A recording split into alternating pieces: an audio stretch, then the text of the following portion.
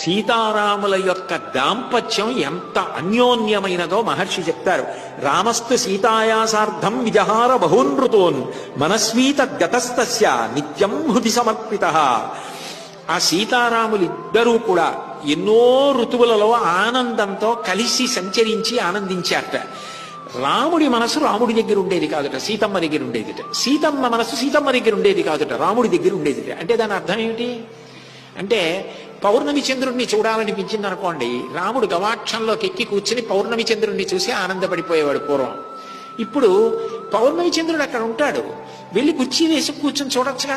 సీతారా సీతారా సీతారా అంటట. ఎందుకని? పక్కన సీతమ్మ ఉంటేనే పౌర్ణమి చంద్రుడు అందంగా కనిపిస్తాట. సీతమ్మ లేదనుకోండి, సీతమ్మ చూడని పౌర్ణమి చంద్రుడు, సీతమ్మతో కలిసి చూడని పౌర్ణమి చంద్రుడు, అబ్బాయి అంత బాగున్నాడండి మీలాగే అని సీతమ్మ అనకపోతే పౌర్ణమి చంద్రుడిని చూసినట్టు రాముడికి ఉండదట. రాముడితో కలిసి పౌర్ణమి చంద్రుడిని చూడకపోతే సీతమ్మగా పౌర్ణమి చంద్రుడిని చూసినట్టు ఉండదట. కారణం ఆయన మనసు ఆవిడ దగ్గర ఉంది, ఆవిడ మనసు ఆయన దగ్గర ఉంది. ఏ చిన్న సంతోషమైనా ఇద్దరూ కలిసి అంతగా పెనవేసుకుపోయిన మనసులట. ప్రియాతు సీతారామస్య దారాహ పితృకృతా ఇతి గుణాద్రూపా గుణాఛాపి ప్రీతిర్భూయోభ్యవర్ధద. రాముడు మొట్టమొదట్లో సీతమ్మని ఎందుకంత ప్రేమగా చూశాడంటే, మా నాన్నగారు దశరథ మహారాజు గారు ఈమె నాకు తగిన ఇల్లాలు అని నిర్ణయించి వివాహం చేశాడు.